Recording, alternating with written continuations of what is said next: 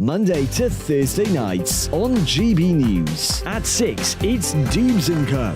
7 o'clock, Farage. At 8, join Jacob Rees-Mogg. And at 9, Dan Wootton Tonight, followed by Headliners. On TV, radio and online. This is GB News. First and foremost, I am a GB News fan, and I was before I was working here. Just love the fact that we're asking the questions that a lot of establishment media won't ask. With a bit of a twist, we not only want to inform you, but we want to keep you entertained. It's worth the drive because you get in and the team's all ready and waiting, they're itching to go, and it's a proper little family. GB News is the People's Channel. It's the audience that makes the programme sing. We're giving our viewers and our listeners a voice. I see the thousands of your letters, tweets, emails, you name it, coming in. Britain is broken.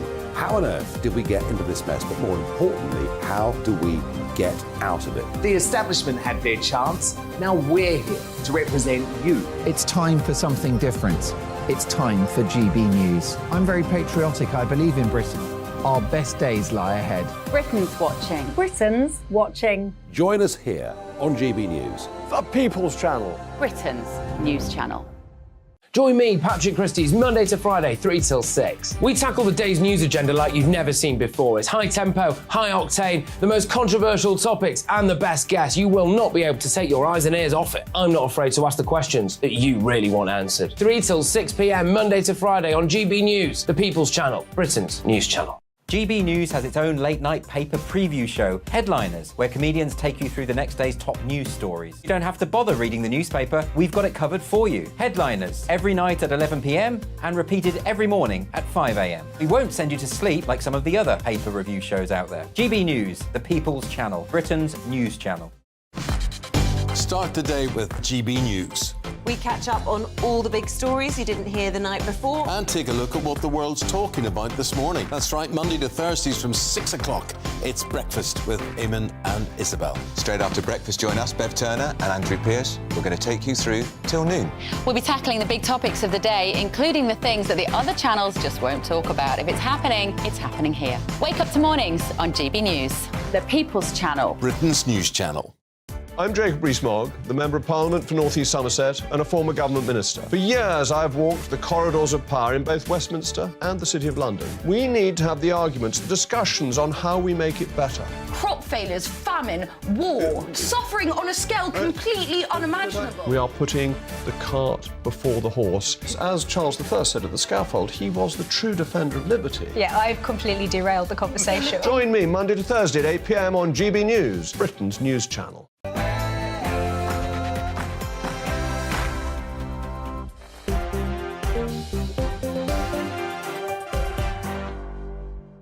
Hello there, it's 6 o'clock and I'm Michelle Dewberry. Coming up tonight, Prince Harry, Meghan Markle, they have been involved in what they call, and I will quote, are you ready? A near catastrophic car chase. Didn't want to mess those words up because let me tell you now, there are very different versions of events. What is going on? We will have all the latest on that. And what on earth is going on in this country? Why are so many people at home long-term sick? How do we fix Sick Note Britain? And are you a bus user? Have you been making the most of the £2 fares? Do you reckon it's time to roll them out permanently, forever, right across the land? And foreign criminals, should we be paying them to go back home? We'll have all of that and more. But first, the latest news.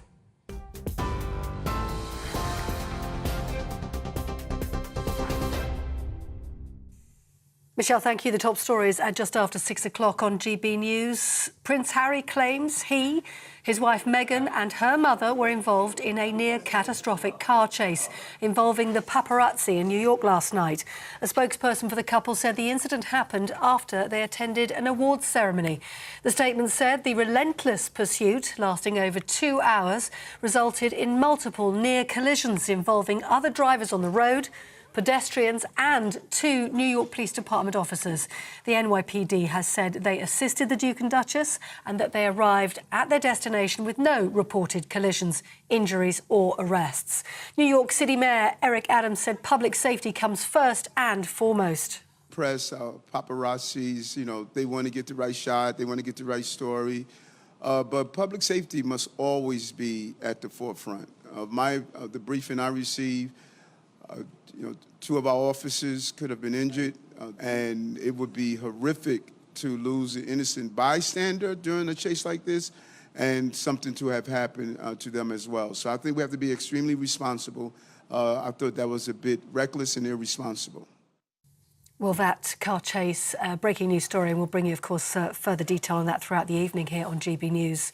Well, in other news today, one of the world's largest car manufacturers is warning it may have to close UK factories, meaning thousands of job losses if the government doesn't renegotiate the Brexit deal. That's after Stellantis, which owns brands like Vauxhall and Citroën, said the current agreement will affect its export and manufacturing operations in the UK. The company says without changes, it'll struggle to make electric vehicles at Ellesmere Port and Luton.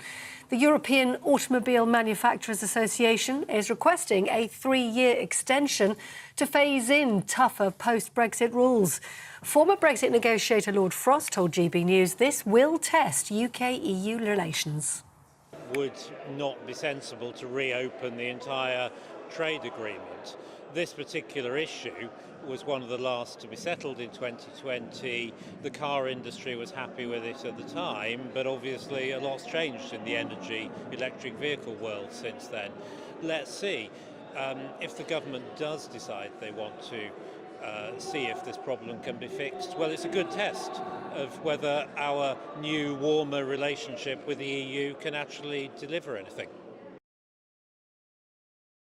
Now, the anti-monarchy group Republic says it never had any intention of disrupting the King's coronation. Giving evidence to a parliamentary committee today, the group's campaign manager, Graham Smith, described the arrest on the morning of the event as a personally traumatic experience. The Metropolitan Police told MPs arrests were made because officers were operating in what was described as a threat environment. In news away from home, 8 people have died and thousands more have been evacuated from their homes as flooding hit northern Italy.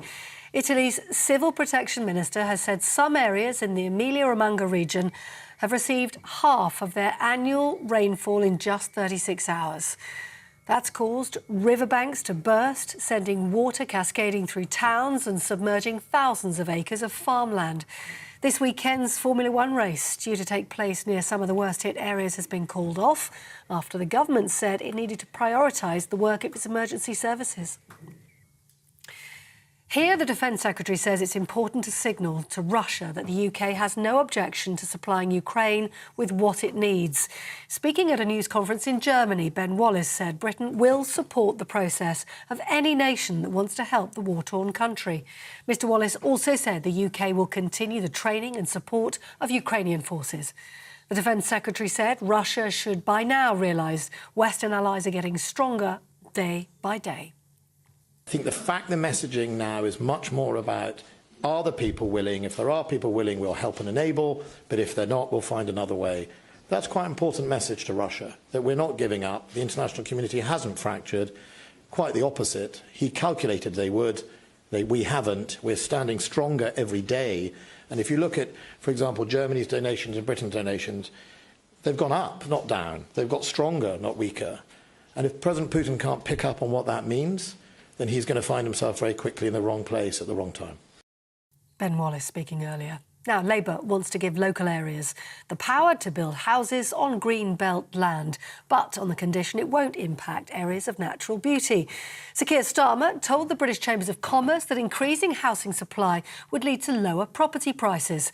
The party says it'll restore a target of building 300,000 houses annually if it wins the next general election. And that comes as the Prime Minister, Rishi Sunak, was forced to drop plans for compulsory housing targets after a backlash from rebel backbench MPs. The Labour leader says his party will make all the right choices in its mission for growth. Not my words, we will take on planning reform. We will bring back local housing targets. We'll streamline the process for national infrastructure projects and commercial development. And we'll remove the veto used by big landowners to stop shovels hitting the ground. Tough choices, but the right choices. Sir Keir Starmer. You're up to date on TV, online, DAB+ radio and the TuneIn app. This is GB News, Britain's news channel.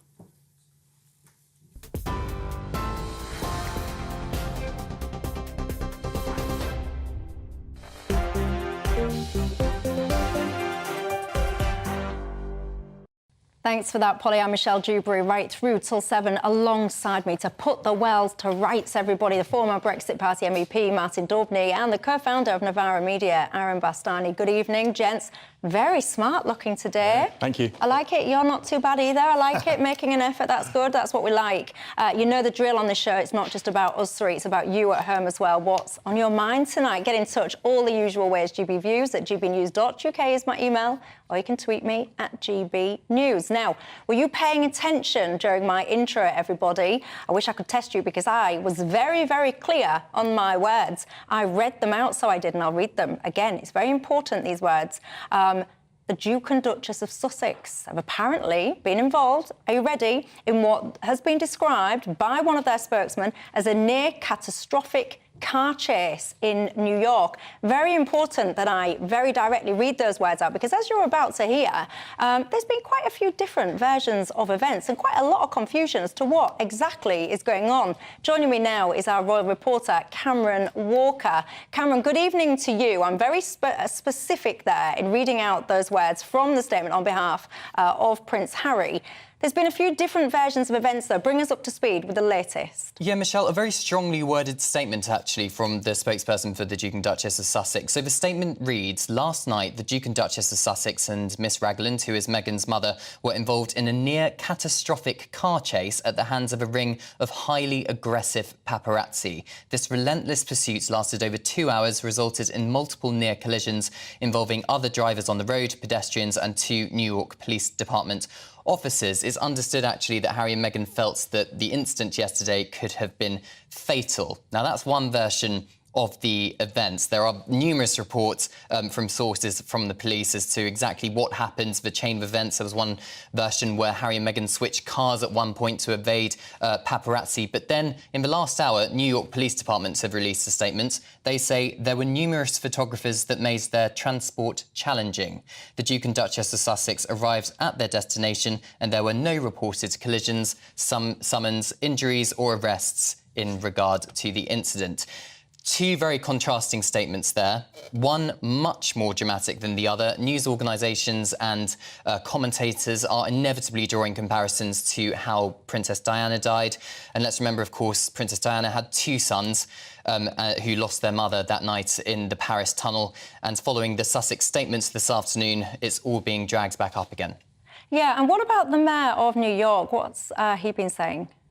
Well, he was finding it hard to believe that the Duke and Duchess of Sussex's car was pursued in what he called a high-speed chase for over 2 hours. Now, to be fair to the Duke and Duchess of Sussex, they did not use the word high-speed chase, but I think calling it a near-catastrophic car chase, a lot of people are conjuring up this picture in their minds of a car being chased through the streets of New York, which is why perhaps the mayor felt obliged to call a press conference in New York and to say that. Of course, New York, a very densely populated city, very gridlocked most of the time. There is phone footage on Twitter and other parts of the internet which does show very dramatic pictures of paparazzi surrounding a taxi. There hasn't been much mobile phone footage from members of the public to this alleged incident, but clearly it appears Harry and Meghan very shaken up by this incident. New York Police Department seem to believe that it was very isolated and nobody was hurt and it wasn't as dramatic, perhaps, as Harry and Meghan's spokesperson first made out that it was. And before I let you go, just tell me if you will, any response from Buckingham Palace on the whole thing? Well, Buckingham Palace released a statement saying that the King was meeting the Scottish First Minister at Buckingham Palace for a meeting today. So clearly the King isn't fazed by this incident and is keeping calm and carrying on. As for this particular instance, Buckingham Palace not commenting, and we haven't heard from Kensington Palace, who represents Prince William, thus far. Thank you very much, Cameron. We're going to stay across this story between now and 7 o'clock. So any developments, please do join us again and we'll keep you up to speed with all of that. But for now, Martin Dewbberry, your thoughts on it? Well, a very dramatic picture painted, and one obviously echoes the death of Diana. Straight away, our mind is in that underpass in Paris, echoing that. But we must remember that New York, after London perhaps, is one of the most CCTV'd cities on the entire planet. So we'd expect evidence, or lack of, to start emerging pretty soon. But it's very telling, I think, that the mayor has got on the front foot and basically denied a version of events, and that, I think, is important to do because it's a serious security breach for a city of international repute like that. It's a great allegation to lay at his door. So the fact he's come out, I think, is very telling, and it links into this story I think we're going to cover in a minute about Harry demanding extra security. Yeah, indeed, we are going to come onto that. That's the whole question of essentially what some are saying, should guns be for hire, Met Police? Should Prince Harry be able, when he's in the UK, to pay for the Met Police to protect him, his wife and his family? What do you make to that? He's challenging a judgment that basically said that he couldn't do that. We'll come on to that in just a sec. But what do you make to this whole car chase thing? I echo what Martin says, really. I mean, I feel for them in a way, in so much as this may just be hyperbole on the part of a press officer. You know, there's obviously a world of difference between, quote-unquote, a car chase and simply being followed in a way that can be very aggressive, but also legally, by paparazzi. It happens to celebrities all of the time. But, yeah, one, like you say, to some extent, undermines and discredits the reputation of New York City, and the other doesn't. So you can understand why the mayor has intervened in the way that he has. Initially, I found it rather unprofessional that a mayor would respond to these claims rather than a senior police officer, given that, you know, traffic violations are their responsibility. But I think the point that Martin makes is pretty fair. Before I do come on to this Met Police, and you can get your thoughts into me on that, but you were involved in magazines, celebrities and all the rest of it. What do you think to the way that paparazzi behave? Well, it's a part of the job. I've been with people like Katie Price or Abby Titmus, hardly royalty, nevertheless, were mobbed by paparazzi. Noel Gallagher, Liam Gallagher, I've been out on nights out with them, and it is a part of the routine of being a global megastar that you are mobbed by paparazzi. There's a mutually beneficial relationship. Oftentimes, it does cross the line, of course, when it becomes very invasive. I've seen paparazzi jumping over security gates, on mopeds in front of cars, prohibiting their passage to get pictures. It is a part, unfortunately, of being that famous. When it crosses the line and gets towards endangering safety, of course, that's a separate issue. That's what this story is about. Have the paparazzi crossed the line? And I think it's interesting that it's not the British paparazzi that are getting the stick this time, it's American paparazzi. But it remains to be seen. There are several versions of the same event already. So we need to wait for the full truth to come out. Well, that's why I was very clear in directly quoting the spokesperson's statement, because there are very different languages being used. And when we talk about what is the line and have they crossed the line, Aaron, will be very different for different people. And Prince Harry, given the experience of his mum that we're all familiar with, his line perhaps with what's acceptable paparazzi behaviour and what's not will differ. And I will show my age to you now. But 17 years ago, and yes, I know I don't look old enough, ladies and gents, don't worry about that. 17 years ago, I was on reality TV, The Apprentice, which I won. Yes, I know, very good. I won. Anyway, the reason I bring that up is because I was just a normal, regular person that went onto this reality TV show. I was not experienced in the world of media and fame and all the rest of it. The way that the press... And I won't say hounded, because that's a bit extreme, but the way that I was suddenly catapulted into this world of, and I will say celebrity, I'm not describing myself as a celebrity, so don't worry, everyone, but it's more like you're in this kind of world, like a celebrity thing. And I was followed by men in cars, and that to me was what they were. There were men in cars following me. Yes, they happened to have a camera, but nonetheless, I felt very intimidated. I remember being on a tube platform once, and this guy coming and standing so close to me, and I was terrified. I thought, is he like a bit of a wacko? Is he going to push me off? And I was frightened. And they used to sit outside my house. They used to ring my doorbell and say all kinds of weird things that were not perhaps true to get reactions from me, and it frightened me. And I'm quite like a ballsy girl, you know. I'm not like I'm not a wet lettuce. I don't get frightened for silly things, but they did used to frighten me. Well, that sounds appalling, and I think that's completely unacceptable, particularly if it's a single woman. Just because we know statistically those kinds of people are prey to all kinds of awful behaviour. I'd say in the case of Harry, look, this guy has published the quickest selling work of non-fiction in the UK and the US ever. He is trying to be a variable in the political and cultural life of this country and the US that will come with some scrutiny. That will just come with some scrutiny. And like you say, we'll talk about whether or not the taxpayer should fund his security or whether they should fund their own security, how they wish to do that. But I do feel like, to an extent, this is the game you're playing. It's a high-stakes game, by the way. It's a political game with the monarchy in this country and trying to, quote-unquote, clear his name or make his argument or whatever. And I do feel like, yes, you're going to be scrutinised by the media in very particular ways. That's not always going to be, nice, but to an extent, because, of course, he was a royal, he was born into this anyway, but to an extent, that is the life he's chosen. I certainly wouldn't choose it myself, and I think it raises questions, actually, about life isn't always particularly pleasant when you're rich and famous. Well, is it a double-edged sword? Should it be a double-edged sword? Can you have the one side of it, which is the fame, the fortune, the glamour and the adoration of fans, without having the other side, which is, unpleasant behaviour from time to time? Is there a line? Who decides what the line? What is that line to you? Let's talk then, shall we, about what, the court case, about whether or not, and I'll just be crass with my wording, but the Met, should there be guns for hire, essentially, for Prince Harry? No. Basically, Harry is acting like an NHS health tourist, but with security.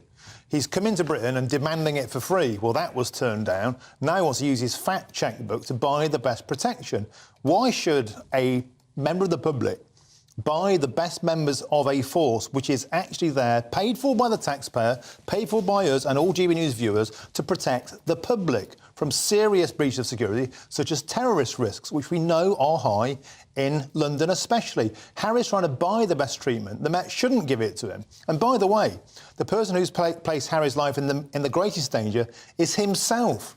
When he starts talking about how many people he'd taken down or helped to take down in the Taliban in Afghanistan, he directly rocketed himself up the security risk. And I wonder, call me a cynic, and again, this is a fast-moving story, but is revving up the perceived danger towards him a part of the play of saying, well, actually, we better give him security? Call me a cynic. You cynic, Daubney, Call me a cynic. Guns for hire, so to speak. I entirely agree. The police are there to uphold the rule of law and provide equality under the law for absolutely everyone. The precedent that was submitted by Harry's lawyer was that football clubs contribute towards public order policing. I was just about to say that to you. My apologies. And I think that's a bit... Stop nicking my laugh. Sorry. But that's a bit different because it's public order policing. I think when an individual can basically pay for a service that other people don't benefit from, I think that undermines the whole idea of what a public police force is for. And the counter-argument might be, well, that would contribute towards paying for more police or whatever. I think that's a very slippery slope, the idea that there's a two-tier police force, so to speak, one for the ultra-rich and one for the rest. My goodness, when you look at the amount of crimes that aren't being solved already, I don't like the sound of that. Yeah, even like within this building, that there's security guards that work at GBNews that are fantastic, and they work for high net worth individuals. Harry can afford to get his own security, not the taxpayers. Yes, but then the pushback to that would be, yes, of course, I can afford my own security, but they wouldn't have the intel that, for example, the Met Police would. By the way, a lot of people taking issue with what you said when you described Spare as a work of non-fiction. A lot of people disputing that. You're worrying me there, that Michelle. Category, I could tell you. Right, get me your thoughts coming in, because I want to reflect some of your feelings on that one tonight in just a sec, but also sick note Britain. What on earth are we doing? Why are so many of us, maybe you at home, are you watching from your sofa with your blanket on long-term sick? What do you think when people are saying that you're putting it on and you're lazy? Accurate or not? See you in 2. It's all about family, being in people's living rooms, all the interaction and getting to know who our viewers and listeners are. When I was young, my dad used to say, Nana, stop arguing. I wanted an outlet that would enable me to give my opinion. People are going through a really hard time right now, and I know that you don't feel like you're being listened to by the establishment. I came to GB News because it's the people's channel, and I want the audience to have their say on the events of the day. We're dynamic. We do something different. Democracy shows that the wisdom of the nation is in its people.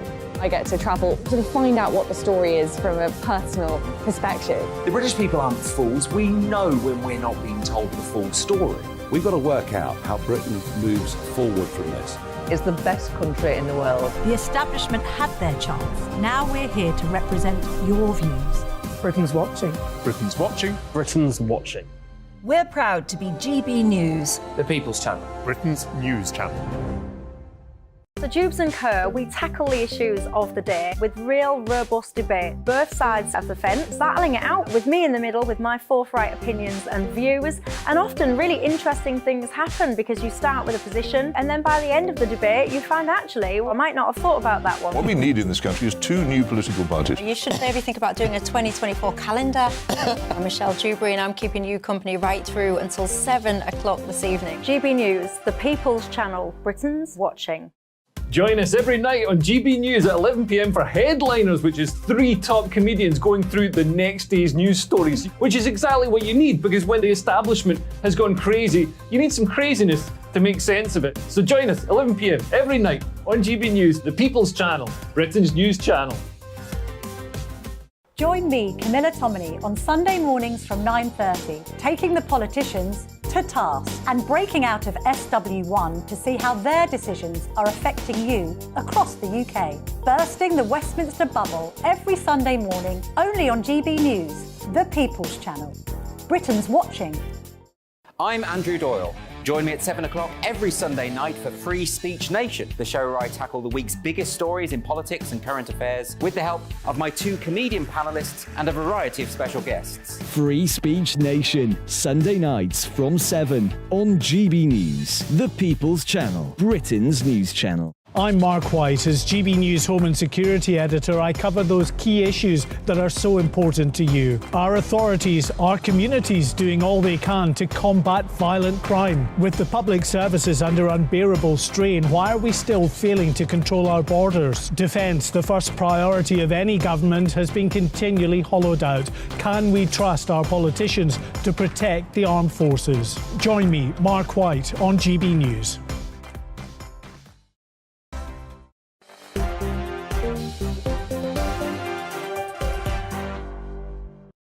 Hello there, I'm Michelle Dewberry. Alongside me right through till 7, the former Brexit Party MEP Martin Daubney and the co-founder of Novara Media, Aaron Bastani. We've just been talking about Meghan and Harry, 2-tier policing, whether or not Harry should be able to pay, basically, for the Met to protect him and his family when in this country. Tony says, Michelle, you're missing something. We already have a 2-tier policing system, he says. Call a policeman to a house burglary in Belgravia and they'll turn up. Call them from Balham and not a chance. 2 things though, Tony. I'll read. I have to come up with another place because most people won't know where Balham is. But Balham, also southwest London, that is quite a posh area for many. So we've just been putting our heads together to come up with somewhere else, beginning with B, that we think the police wouldn't attend. Where did we come up with? Bournemouth. Bournemouth, there you go. Are you in Bournemouth? Have you ever had a burglary? Have you ever called the police? Have they ever attended? And if so, did they do anything? Did they catch the criminal or not? The one that lots of you, I'll bring in some of your comments on Harry and Meghan in just a second, but lots of you have jumped ahead. You're talking to me about sickness already. Sick note Britain, that's what I'm pondering. Is that what we are? Long-term absence from work has rocketed, get this, 2.5 million people apparently on long-term sick leave. Highest since 2004. Can you guess what many of them are suffering with? Bad backs, mental health, neck pain, all the rest of it. Careful what you wish for, by the way, when you ask to work from home, because I do find the correlation between working from home and people all of a sudden with lots of bad necks and bad backs quite interesting. But anyway, what do you make to this? What's going on? Are we a bunch of work-shy so-and-sos or what? Well, look, 400,000 extra people are on long-term sick since COVID. Who would have thought that if you chuck £410 billion into the economy to pay people to not work, they might get a taste for it?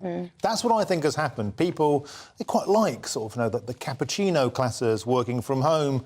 They like the idea of not commuting, saving the money on that. And then to go on sick is an extension further of that. But the truly remarkable thing about this is an affliction that affects the public sector workers, 3.6% versus 2.3% of private sector workers. Isn't it funny how it only seems to affect public sector workers and Workshire Wales and Skiver Scotland, much more public sector people there are, I think, gaming the system. I think they are. I think they're taking the rise. And how do you prove bad back? How do you prove long COVID? Hey, are you someone in one of those areas that he's singling out? Have you got a bad back? Have you got bad mental health? What do you think to what he's saying? By the way, I do often ponder to myself that one of the best cures for sickness, all ailments, it seems to work for everyone, is self-employment. Aaron, what do you make to it all? Well, I think on the one hand, I probably depart from what Martin's saying in so much as I think sick leave and sick pay are positive things. I mean, my dad's a taxi driver, so he doesn't get sick pay or sick leave, and if he doesn't work, he doesn't get money. But that's my self-employed point. When you don't get paid, if you don't go to work, all of a sudden you realise that you might not be as ill as But I've seen him really sick and work, really sick, and there is I think we probably all agree, there is a red line where people shouldn't work if they are sick. And so I think it's a positive thing if people feel they can't work, they might make other people sick, can't do their job properly, might weigh down their teams. I think it's a positive thing that we have sick pay, sick leave. However, like you say, what we're discussing here is the fact it's really shot up in recent years. That's indisputable. You talked about bad backs, aches and pains, and mental health. I wonder how much of it is coming from mental health, because we look at the statistics on use of sertraline, citalopram, Prozac. We look at children with Ritalin, anxiety disorders. They've all rocketed really over the last 15 years. And I think as a society, it doesn't matter if you're left, right, conservative, socialist, we have to understand the things driving this and try and address it. It's hugely, hugely important. And I think you know, it's easy when somebody's got a hidden illness, like anxiety, depression, or insomnia, and to say they're not really ill. But that person literally can't work. They literally can't contribute. And many of them want to. And I think it's up to the government. I think it's up to employers. But I think it's just also up to civil society to try and create some solutions here, because I think we're really failing in this department in particular. And, of course, nobody is saying that everybody on long-term sick is faking it. What I'm saying is, how do you explain this sudden surge? And, again, call me a cynic. I think people are gaming the system. I was on Teddy earlier with a farmer who's saying he can't get any labourers to pick potatoes or anything, and so we need more people from the European Union. No, we don't. How about we try and get some of these people, assess them, and say, if you're fit to work, get out there and pick some spuds. Why not get people off benefits? And I think we have a much broader malaise of state dependency, not just in terms of sickness, but because benefits pay more than actual work. Yeah, I can't help but whinge about my COVID. And yes, I know some of you are not at home and go, shut up, Michelle. Can't help it. I itch to get this off my chest, so I do. You know, this whole locking down the country, making the NHS a national COVID service, the backlogs now, we've not helped ourselves because so many people had like little twinges, whatever, you might have been able to go see a doctor, whatever. Now, because you literally cannot barely go see a doctor, never mind getting in to see consultants and stuff at hospital, things are racking up for people and things are getting worse. And you might be familiar as well, it's Mental Health Awareness Week this week. And whilst I agree with you, there's a lot of people actually that have normal emotions that somehow describe themselves as being depressed, when actually what they might be is sad because someone's just dumped them, or sad because someone's died, or whatever. They're normal, natural emotions that often get categorised as an illness called depression.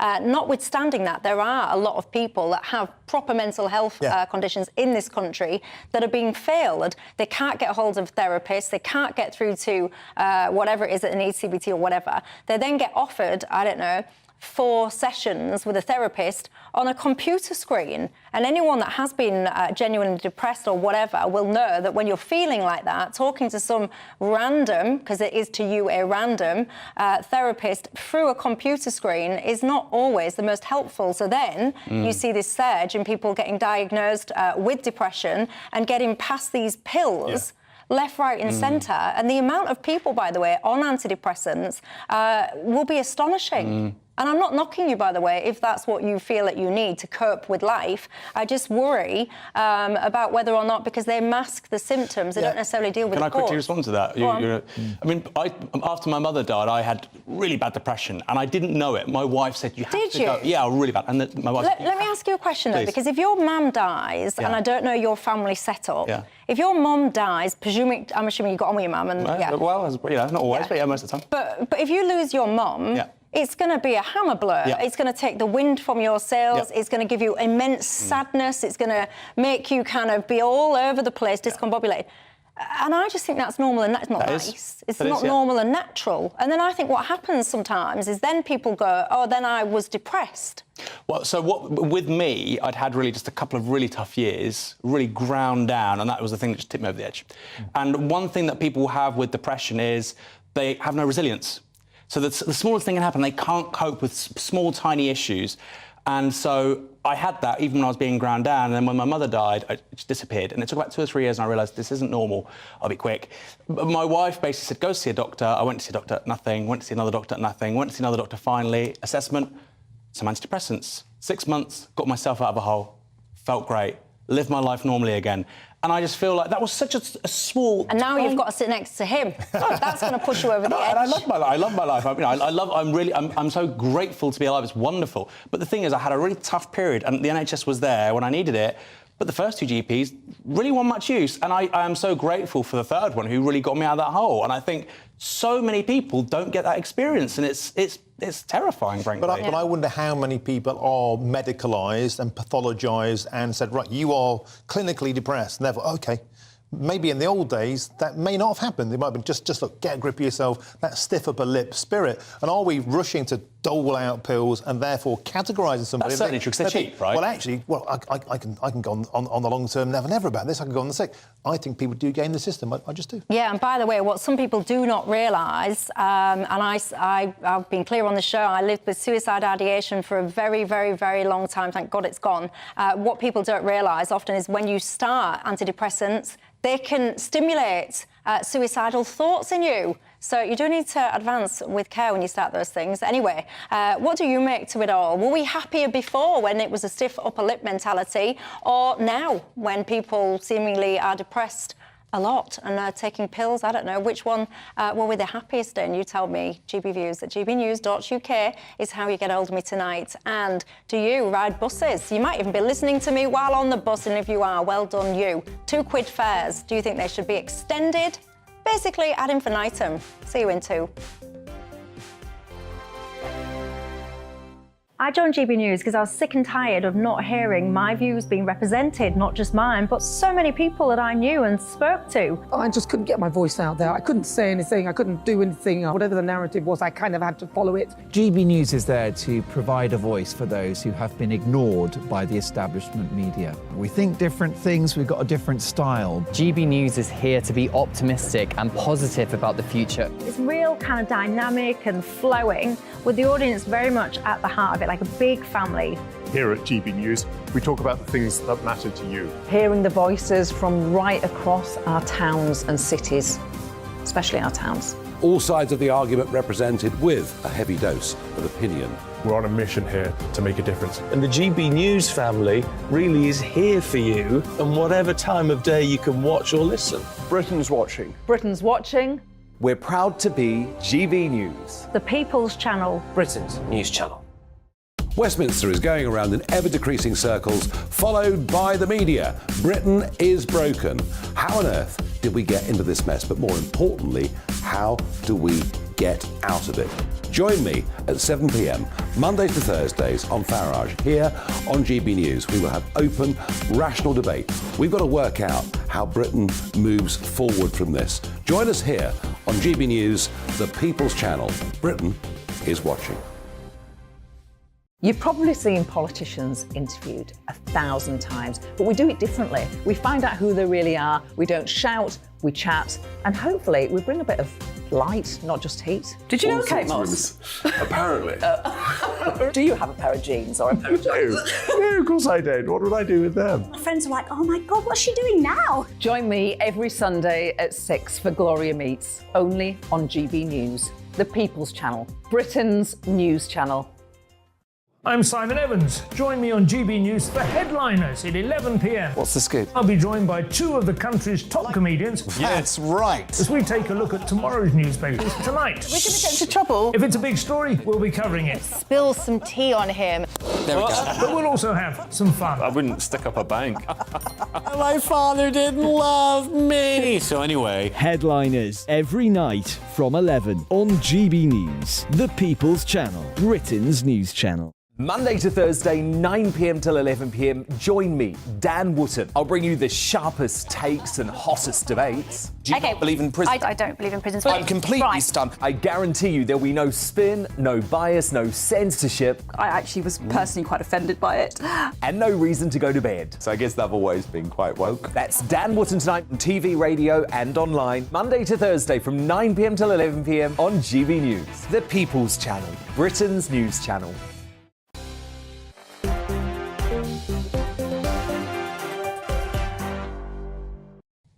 Hello there, I'm Michelle Dewberry alongside my former Brexit Party MEP Martin Daubney and the co-founder of Novara Media, Aaron Bastani. Welcome back, everybody. Not a lot of massive sympathy coming through at this moment in time for the Harry and Meghan situation. Jeff, you're saying it's all being set up for publicity. Really? I don't know about that. I'm sure it might all come out. Martin says, why didn't they just drive to a police station then? Job done, he says. I don't know. I suspect some more footage might come out and will affect perhaps how we think about it or not.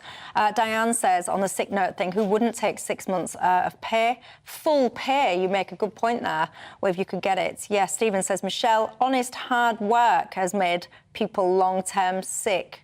Really? You think people have gone off because they've been working too hard? I don't know. Sickness through mental health, says Neil, is people jumping on the bandwagon. Goodness me. Richard says, I've had 7 heart attacks, a TIA. What's a TIA? Don't know, it sounds serious. What's a TIA?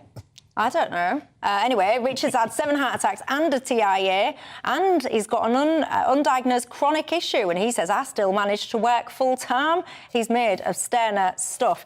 Gary's not messing around. He says, too many Brits are suffering from idolitis. Oh, harsh man, you. Are you on long-term sick? If you are, I want to hear from you, particularly. Do you think it's harsh, people like Gary there saying, basically, you burn idle? Is that kind of like a discrimination that you get all the time? I don't know. You tell me. Anyway, do you ride buses? If you do, you'll know that you've been enjoying a £2 fare, certainly here in England. Do you reckon, though, that fare should extend forever? Why stop it at all? The £2 fare, it gets people onto public transport, doesn't it? We've been out and about, so we have in Melton, Mowbray. I love those pies. Asking people what they think to £2 bus fares. I think they should keep the bus £2 cap extended, because basically it's convenient, it's cheap, and it makes people use the bus. No, I don't. I think now you can put them up because people can afford to go on the bus. It's cheap enough. Yes, definitely, especially for the older ones as well, the old people, because they do take a lot of buses, don't they? Yes, I do, because at the end of the day, a lot of us can't really afford bus fares. So £2 would be ideal for us to travel everywhere, because not everybody drives. She's right, not everybody drives. Melton Mowbray.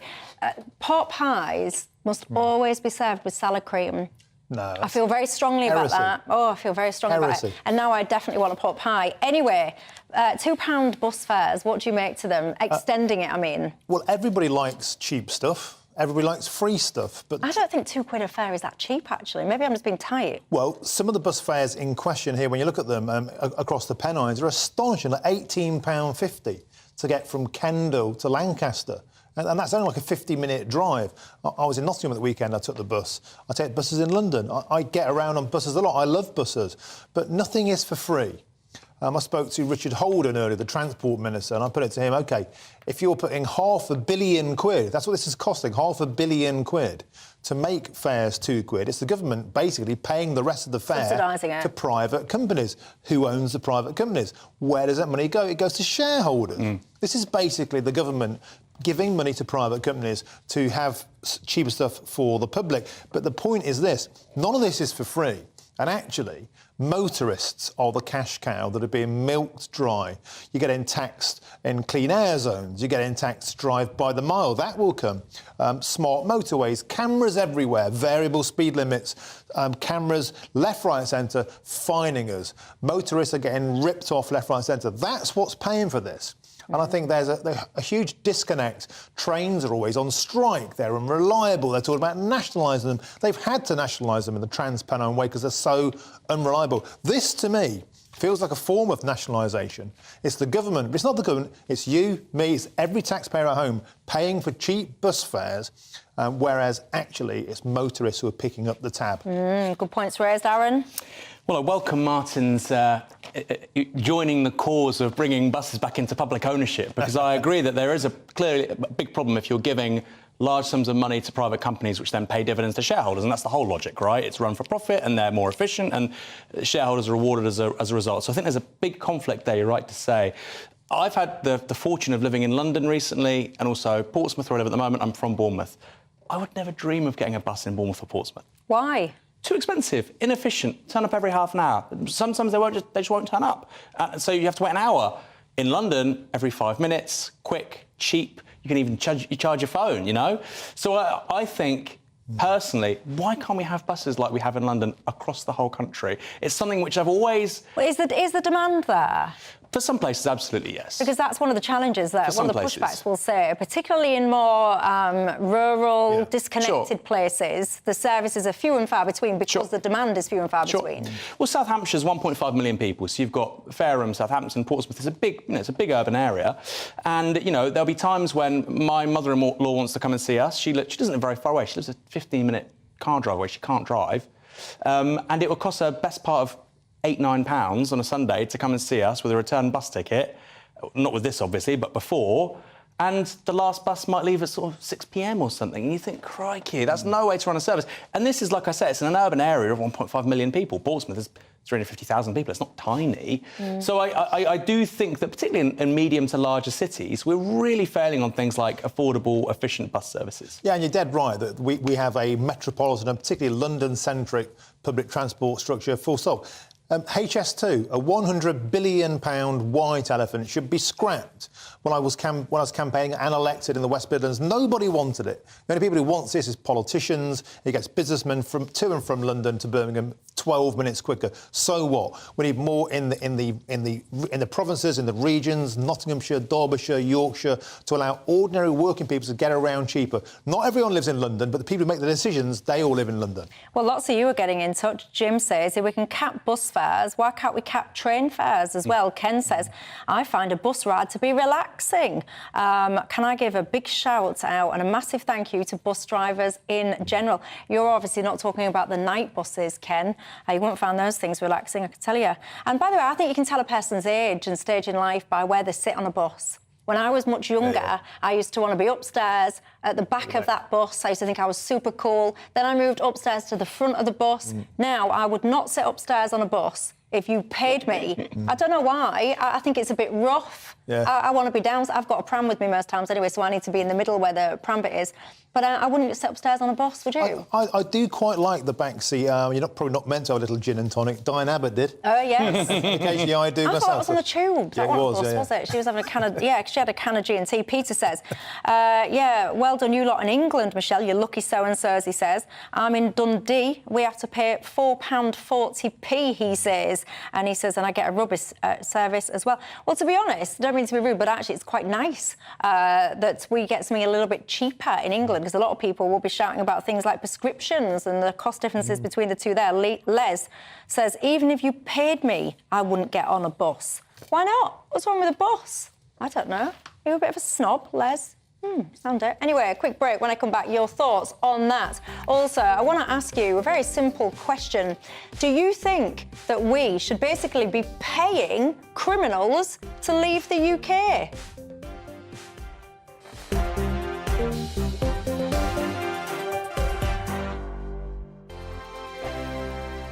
Monday to Thursday nights on GB News. At 6, it's Dewbs Co. 7 o'clock, Farage. At 8, join Jacob Rees-Mogg. And at 9, Dan Wootton Tonight, followed by Headliners. On TV, radio and online. This is GB News.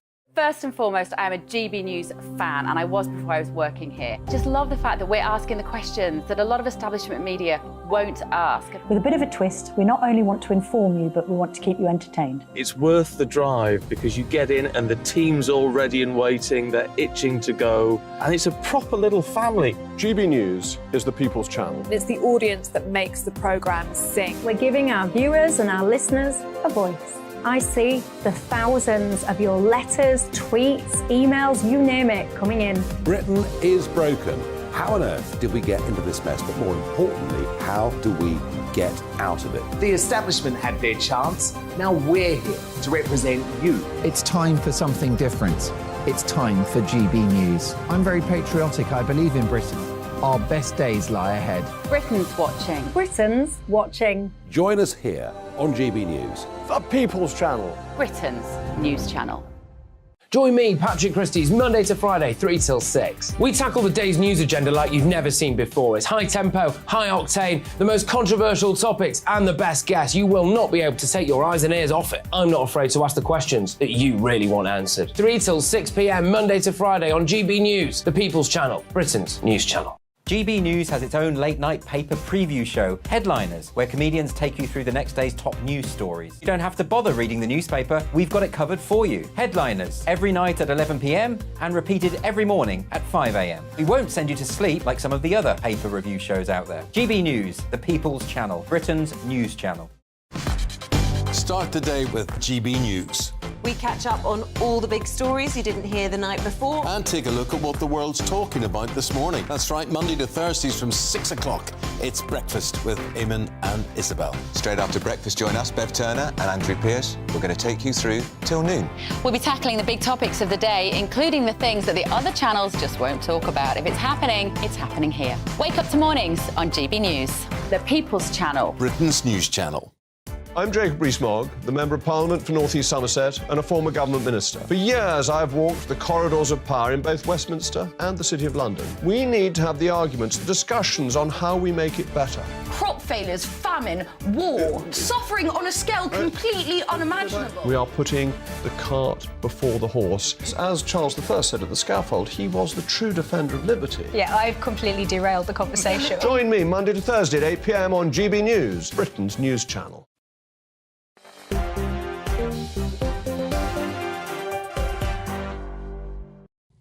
Hello, I'm Michelle Dewberry. Alongside me, the former Brexit Party MEP Martin Daubney and the co-founder of Novara Media, Aaron Bastani.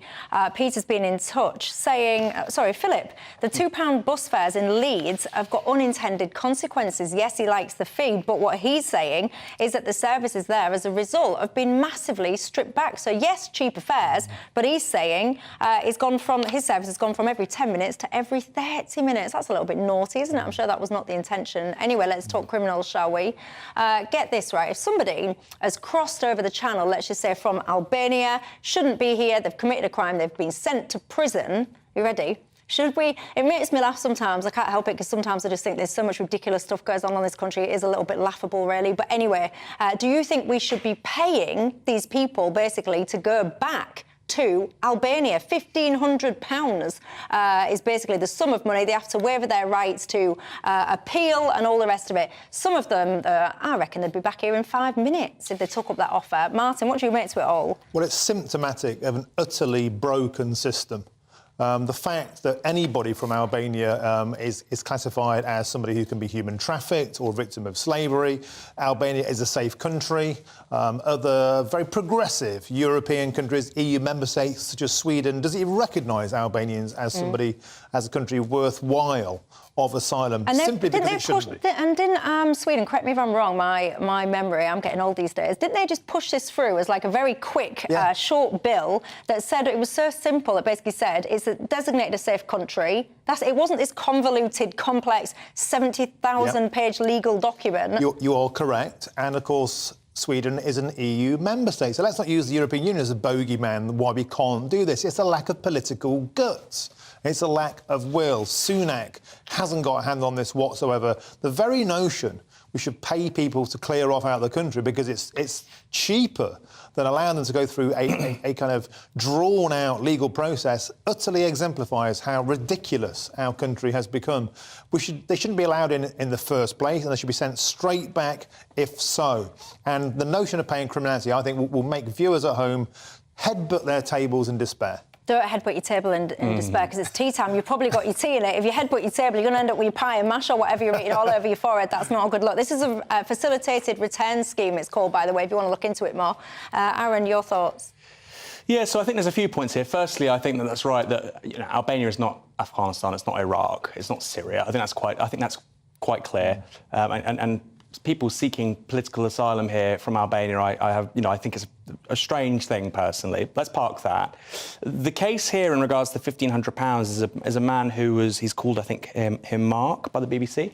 He was given 6 years for a drugs-related offence, so he's going to serve 2/3 of that. He'll serve 4 years because drugs isn't like most offences. You actually tend to serve most of the time Let in me prison. ask you this. Please. You see, I am not in charge of this country, but if I was... So this fella, what did you just call him? Mark? Mark, as a pseudonym, yeah. Mark, right. So Mark, he does this, drug offence? Yeah. See, I wouldn't Sounds have like any dealing, of it. right? Yeah. But I wouldn't have any of it. I wouldn't even... Why is he housed then in a UK prison? Why isn't he then deported at that point? Well, so hold on. I think, to an extent, that's where this £1,500 thing comes in, right? No, because he's already in prison. He's been in prison, yeah. and now he's getting £1,500 and a year off his sentence to go back. Why are you in this prison in the first place? I think Prime Minister Michel would probably save even more money than this, but what they're claiming is... Look, I think per year, to have somebody in prison in this country is around £55,000, £60,000 a year. What they would say is, look, he's been in there for 2 years, he'd have to serve another 2. We'd be spending, as the taxpayer, 120, 130 grand on the guy.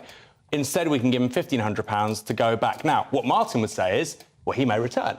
Well, and you're creating incentives for people to come here. But what's he doing in the UK prison in the first place? This is what I'm not... If he's an Albanian national that's then committed crime here, why is he not deported at the point of criminality? Gone. Well, the legal laws, forgive me if I'm mistaken, is if you've been in the country for more than 1 year, then you are at the whim of the UK judiciary system, therefore you serve your sentence here. But you're right about the return, because 1,000 of these people have returned. Among them violent criminals and drug dealers. So we have yo-yo illegals who are being kicked out of the country and are coming straight back in. And that's the point. Where's the deterrent? If you're avoiding Choki in Britain, you're getting Dosh to go back to Albania, you're getting out in a short term, you're coming straight back to repeat criminality. It's insane, Michelle. It is insane. Do we know that? I mean, I do wonder, that even if there's 500 or 600 people like Mark who basically aren't in prison, aren't costing us money at His Majesty's pleasure, I mean, I wonder, I'd love to see the numbers on it, frankly. How many, have been given this kind of money?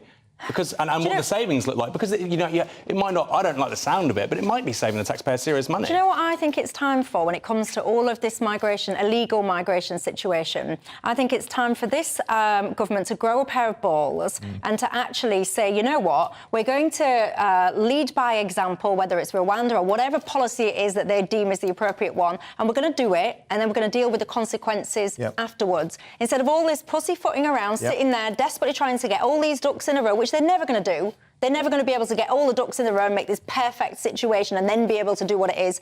Just, you know what, this is our policy. We're going to do it. We will deal with the consequences afterwards, whatever they may be. That's, if I was the Prime Minister, what I would do. If we had people like you in control, then we might have some common sense. Unfortunately, we've got this shower. Well, and that's why it's not happening, Michelle. I tell you what, I've got to be honest, I think it's quite fortunate for you lot, actually, that I'm not in control. I think I'd last about 5 minutes, to be honest. Anyway, look, the time flies when you're having fun, doesn't it? Do not go anywhere, though. Nigel Farage is up next. But for now, Aaron, thank you very much. Lots of people enjoying your contributions, saying that they agree with you. I think they're giving their head a shake and having a lie down, wondering what's going on. And I'm one of them. I do. Are you? Yeah. Oh, look at this. A little bromance. Well, love it. we'll cut there and let them go to be special friends in their own time. Thank you. See you tomorrow. Hello again, it's Aidan McKibben here with the GB News forecast brought to you by the Met Office. Cloudy and damp in the far north, but drier elsewhere, and there'll be some areas of broken cloud, but also some clear spells over the next 24 hours. High pressure firmly in charge. However, that high pressure is extending from the southwest. It's covering much of England and Wales, while Scotland and Northern Ireland sees some weak features. Some weather fronts introduce cloud and occasional outbreaks of mostly light rain. The rain focused across northern Scotland through the night, especially the Northwest Highland, where it'll be particularly damp and there'll be some moderate outbreaks. Showery rain elsewhere across Scotland. Northern Ireland, England and Wales will be dry with clear spells. Temperatures in some sheltered spots dipping into the single figures. Coolest across eastern and southeastern England as we begin Thursday. Sunshine here. 1 or 2 showers possible towards the east coast of England. Otherwise, a lot of fine weather across England, Wales into southern Scotland. But for the rest of Scotland and Northern Ireland, thicker cloud and outbreaks of more persistent rain arriving into the west by the end of the afternoon. Feeling cool where this occurs, but across the southern half of England and Wales, Actually, plenty of sunny spells and highs of 19 to 21 Celsius. Then into Thursday night, we keep the clear spells in the far south, but a lot of cloud elsewhere.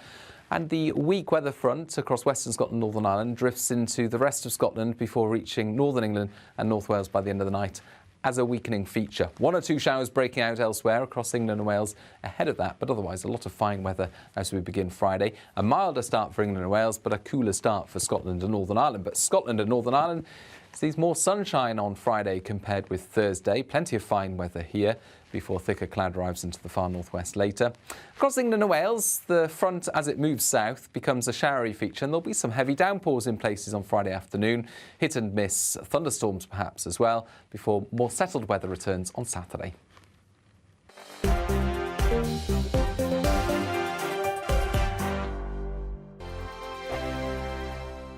It's all about family, being in people's living rooms, all the interaction and getting to know who our viewers and listeners are. When I was young, my dad used to say, "Nana, stop arguing." I wanted an outlet that would enable me to give my opinion.